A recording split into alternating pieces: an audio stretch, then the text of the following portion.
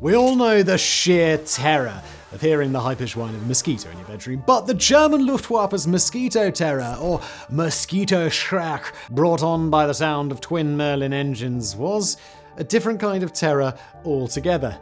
It was a bit worse. Manufactured by the de Havilland Aircraft Company in the UK, the Mosquito was a light bomber used by the Royal Air Force during World War II. As one of the fastest aircraft in the world at the time, it was a boon to the British war effort. Earning the nickname the Wooden Wonder due to its unconventional design, the Mosquito has continued to inspire historians, engineers, and aviation enthusiasts in the decades since.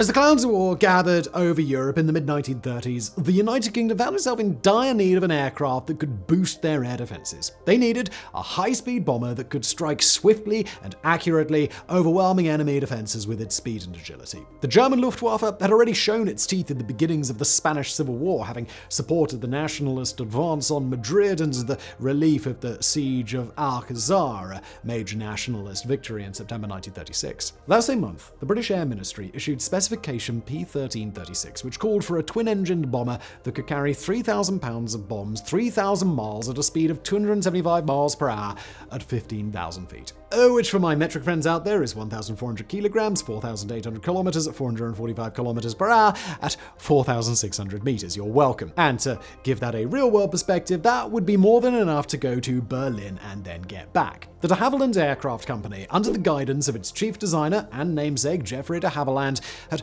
previous success with the Albatross, a military and civilian transport plane made out of ply and balsa wood. He believed that he could apply the same principles to make a bomber that would exceed the P1336 requirements.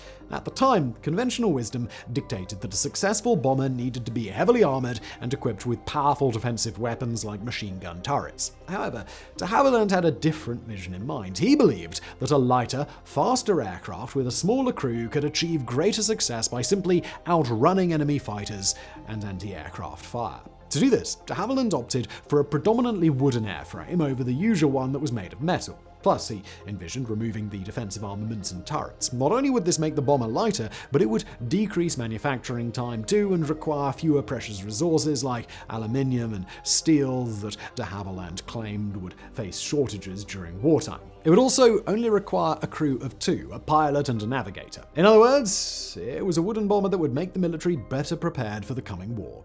By October 1939, with World War II fully underway, de Havilland had narrowed down the design to what later became known as the DH-98. Using twin Merlin engines, the light bomber would have a wingspan of just 51 feet, 16 meters, a far cry from the 141 feet or 43 meters of the B-29 Superfortress, the largest bomber utilized in World War II. It also included a 20mm cannon in the front half of the bomb bay, something de Havilland reluctantly let his design leader Eric Bishop add on to give the plane just a touch of versatility.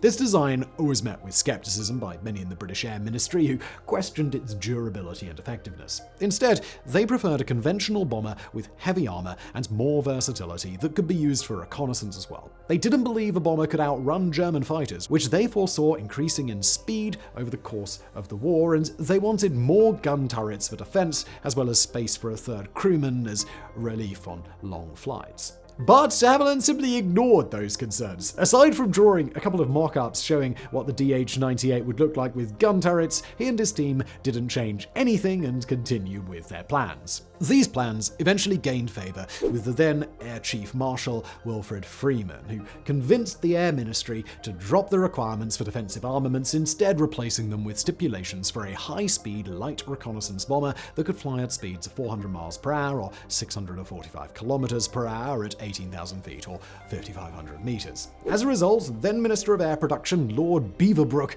nicknamed the plane Freeman's Folly. Nevertheless, after de Havilland presented the Royal Air Force and the Air Ministry with a full-scale mock-up in Hatfield at the end of December 1939, well, they agreed to back the project. On New Year's Day 1940, the RAF ordered a single prototype, and 2 months later, on the 1st of March, they issued a contract for 50 DH-98s, which received the name Mosquito shortly after.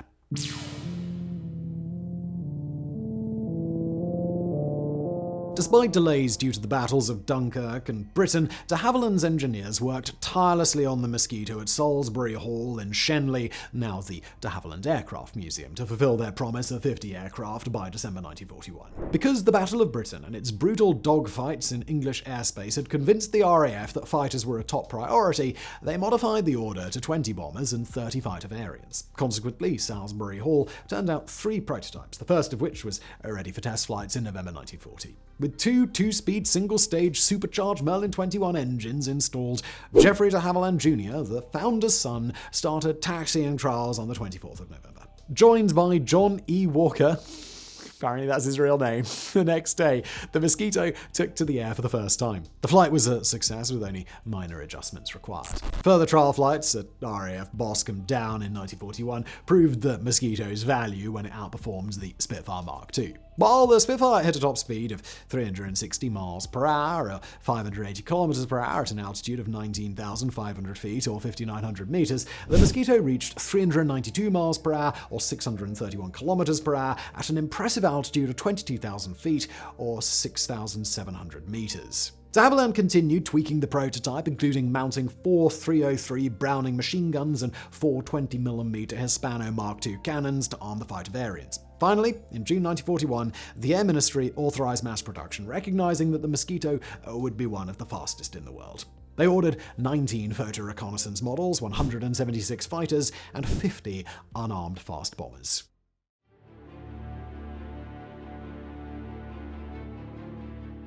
In July of 1941, de Havilland delivered the first production Mosquito to No. 1 Photographic Reconnaissance Unit, or the PRU, at RAF Benson in South Oxfordshire. It was followed by 2 more before the first sortie with the plane in September of 1941. This recon mission flew over the Biscay coasts of France, during which the pilot successfully evaded 3 German Messerschmitt Bf-109 fighters at 23,000 feet, 7,000 meters. Recognizing the agile plane's usefulness for reconnaissance, the RAF sent 3 more to Scotland to perform missions over Norway. By the end of the war, the RAF increased the PR Mosquito's range by removing all armor and putting an extra fuel tank in the bomb bay. This allowed it to conduct photo reconnaissance missions in Poland and even over the Pacific. Perhaps the most famous of the Mosquito's photo reconnaissance missions, 60 Squadron of the South African Air Force, based out of United States Army Air Force Station in San Severo, Italy, flew a Mosquito over Poland in April 1944 to photograph German rubber factories.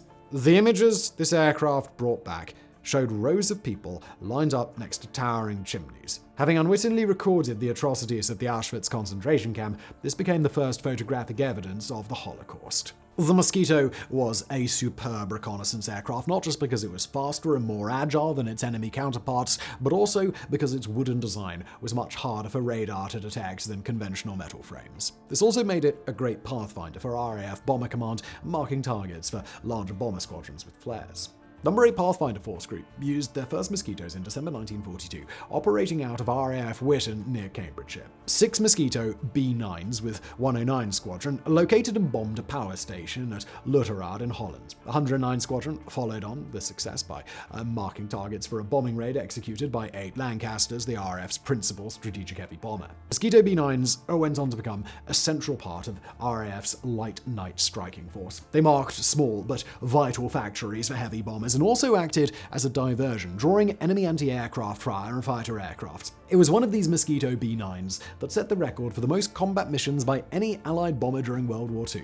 With 213 sorties, LR-503, nicknamed F for Freddy, served with 109 Squadron as well as 105 Squadron. It crashed on May 10, 1945, killing both the pilot, Flight Lieutenant Maurice Briggs, and the navigator, Flight Lieutenant John Baker. Moreover, the Mosquito proved to be an incredibly versatile aircraft. In addition to reconnaissance and pathfinding, the RAF used it for bombing, fighting, and bomber fighting. For example, with previous bomber missions having suffered considerable losses to Luftwaffe night raids, RAF decided to use Mosquitoes to support bombing raids over Germany. Starting with the Battle of Berlin, 100 Group took on German Messerschmitts while heavy bombers attacked the Nazi capital. By the end of the war, 100 Group had downed 258 Luftwaffe planes while losing only 70 Mosquitoes. In our opinion, though, the coolest Mosquito mission was actually just a standard bombing raid. On the 30th of January 1943, before the full-scale Battle of Berlin, 3 Mosquitoes with 105 Squadron carried out a daylight attack on the main radio broadcasting station in Berlin. Seemingly a minor target, the operation was designed to be a major blow to German and Nazi morale. That morning, head of the Luftwaffe, Reichsmarschall Hermann Göring, and propaganda minister Joseph Goebbels were set to give speeches commemorating the 10th anniversary of Hitler's election as Chancellor and the Nazis' ascension to power. Göring had previously claimed that the Allies could never pull off such a daring attack right over the airspace of the capital, but the mosquitoes made him eat his words and kept him off the air for over an hour. Furious, he was later quoted as saying that the mosquito made him green and yellow with envy. As fighters, it's estimated the mosquitoes downed over 600 enemy aircraft. They proved crucial for RAF operations, particularly strategic bombing over Germany and occupied territory.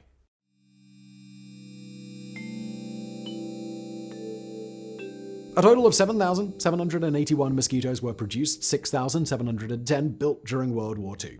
The lion's share of these came out of the de Havilland Hatfield site in Hertfordshire, but there were also planes produced in factories around Britain as well as in Canada and Australia. De Havilland made many different variants of the mosquito, so it's difficult to pin down specs. However, one of the most advanced models, the B-16, was over 44 feet long with a wingspan of over 54 feet, about 13 meters and 60 meters respectively. When empty, it weighed 14,300 pounds or 6,500 kilograms, making it 25% lighter than a modern F-16.